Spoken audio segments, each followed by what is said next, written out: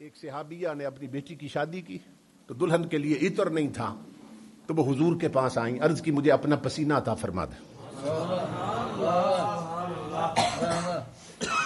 تو امام الانبیاء نے انہیں ایک شیشی میں چند قطرے ڈال دیا اپنے پسینہ مقدس کے، اور حضور نے فرمایا کہ اس میں پانی مکس کر لینا اور دلہن کے سینے پہ چھڑک دینا اور پشت پہ چھڑک دینا۔ امام الانبیاء نے فرمایا، وہ لے گئی، دلہن کے سینے اور پشت پہ چھڑک دیا۔ وہ چھڑکا تو دلہن پہ گیا تھا نا، مگر پورے محلے میں خوشبو پھیل گئی، اور اس گھر سے خوشبو اس طرح نکلی کہ وہ گھر ہی بیت المطیبین والا مشہور ہو گیا، کہ جب کوئی جاتا نا اس محلے میں تو کہتا میں خوشبو والوں کے محلے میں جا رہا ہوں۔ جب ان کے گھر کوئی جاتا تو لوگ کہتے ہیں میں خوشبو والوں کے گھر جا رہا ہوں۔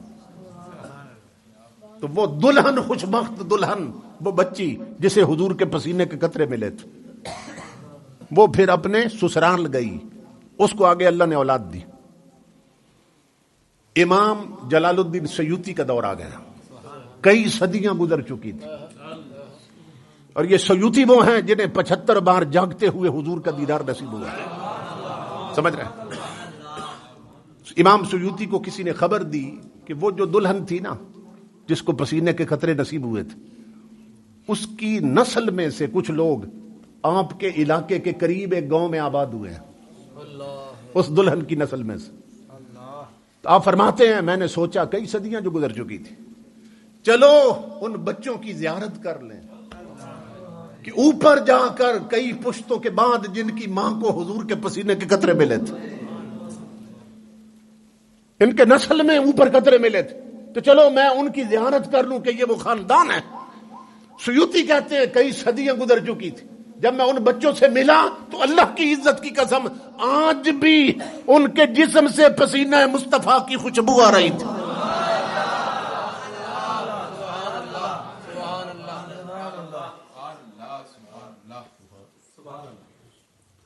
تصور کرو امام الانبیاء کے غلام ہوں، کیا وہ ہمارے جیسے ہیں؟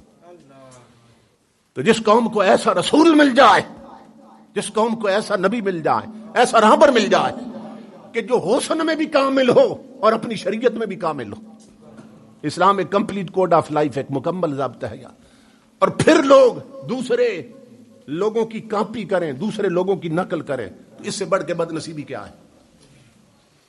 تو امام الانبیاء کے میلاد کے دو پہلو ہیں، ایک ہے جشن میلاد، ایک ہے مقصد میلاد۔ جشن منائیں تو ہماری خوشی ہے، مقصد پورا کریں تو کملی والے کی خوشی ہے۔ اب دیکھو نا، ہم کتنے ہزار نہیں لاکھوں میٹر کپڑا پورے پاکستان میں لگا دیتے ہیں بینر بنا کے، یہ ہماری خوشی ہے۔ ابھی تو اگر پگڑیوں کے جھنڈے بنائے نا تو وہ بھی حق ہے، یہ ہماری خوشی ہے، اتنا کپڑا لگا دیا۔ مگر حضور کی خوشی کیا ہے؟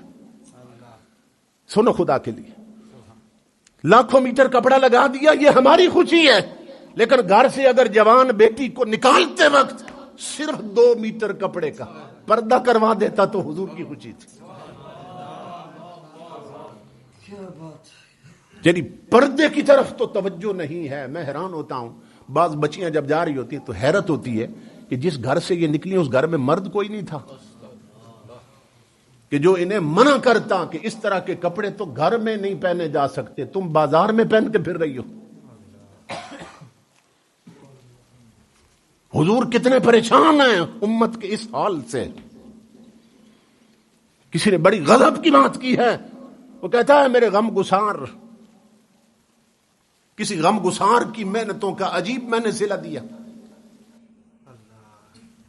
حضور ہمارے لیے غاروں میں روتے رہے، ہمارے لیے تڑپتے رہے، ہماری بخشش کی دعائیں کرتے رہے، طائف میں پتھر کھائے ہمارے لیے، مکے جیسا وطن چھوڑا ہمارے لیے تاکہ امت تک دین پہنچ جائے، اور دین پہنچا۔ کسی غم گسار کی محنتوں کا عجیب میں نے صلہ دیا، جسے میرے غم نے گھلا دیا اسے میں نے جی سے بھلا دیا، جسے میرے غم نے گھلا دیا اسے میں نے جی سے بھلا دیا۔ سیدنا صدیق اکبر آئے حضور کی بارگاہ میں، چہرے اقدس کی زیارت کی رونے لگ گئے۔ حضور نے فرمایا ابو بکر کیوں روئے؟ عرض کی اللہ کے حبیب چند دن پہلے چہرے پہ جوانی تھی آپ کے، اچانک بڑھاپا کیسے آ گیا؟ امام الانبیاء کی آنکھیں اشکبار ہوں گی. فرمایا ابو بکر تو نے ٹھیک پہچانا ہے. شیبتنی سورت ہود و اخواتها، فرمایا جب سے سورت ہود اتری ہے نا، قرآن کی ایک سورت، اور اس جیسی 2-3 سورتیں اتری ہیں، تو ان میں اللہ نے گناہگاروں کے عذاب کا ذکر کیا. تو جب سے سورتیں اتری ہیں امت کے غم نے مجھے بوڑھا کر دیا. ہماری فکر، ہمارا غم اور ہمارے نبی پر وقت سے پہلے بڑھاپا لے آیا، اور ہم ٹس سے مس نہیں ہو رہے. کسی غم گسار کی محنتوں کا عجیب میں نے صلہ دیا، جسے میرے غم نے گھلا دیا اسے میں نے جی سے بلا دیا. اور میں تیرے مزار کی جالیوں کی سجاوٹوں میں لگا رہا، تیرے دشمنوں نے تیرے چمن میں خزاں کا جال بچھا دیا. میرے مہربان تیرا شکریہ بھلا کس زبان سے ادا کروں کہ میری زندگی کی